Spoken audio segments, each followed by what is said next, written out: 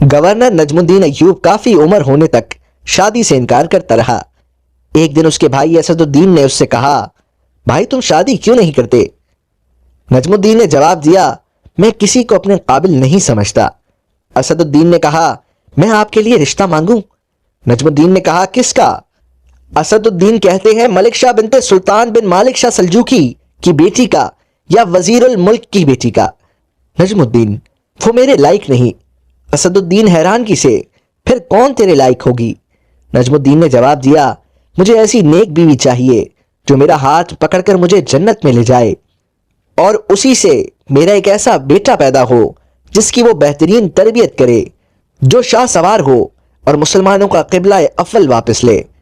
اسد الدین کو نجم الدین کی بات پسند نہ آئی اور انہوں نے کہا، ایسی تجھے کہاں ملے گی؟ نجم الدین نے کہا، نیت میں خلوص ہو تو اللہ نصیب کرے گا۔ ایک دن نجم الدین مسجد میں تقریت کے ایک شیخ کے پاس بیٹھے ہوئے تھے۔ ایک لڑکی آئی اور پردے کے پیچھے سے ہی شیخ کو آواز دی۔ شیخ نے لڑکی سے بات کرنے کے لیے نجم الدین سے معذرت کی۔ نجم الدین سنتا رہا، شیخ لڑکی سے کیا کہہ رہا ہے۔ شیخ نے اس لڑکی سے کہا، تم نے اس لڑکے کا رشتہ کیوں مسترد کر دیا جس کو میں نے بھیجا تھا؟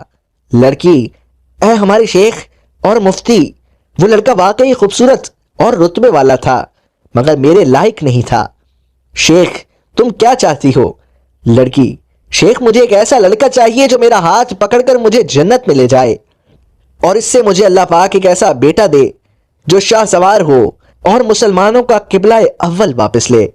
نجم الدین حیران رہ گیا، کیونکہ جو وہ سوچتا تھا وہی یہ لڑکی بھی سوچتی تھی۔ نجم الدین، جس نے حکمرانوں اور وزیروں کی بیٹیوں کے رشتے ٹھکرائے تھے، شیخ سے کہا، اس لڑکی سے میرا شادی کروا دیں۔ شیخ، یہ محلے کی سب سے فقیر گھرانے کی لڑکی ہے۔ نجم الدین، میں یہی چاہتا ہوں۔ نجم الدین اس فقیر متقی لڑکی سے شادی کر لی، اور وہ شاہ سوار پیدا ہوا جسے دنیا صلاح الدین ایوبی کے نام سے جانتی ہے، جنہوں نے مسلمانوں کے قبلہ اول بیت المقدس کو آزاد کروایا۔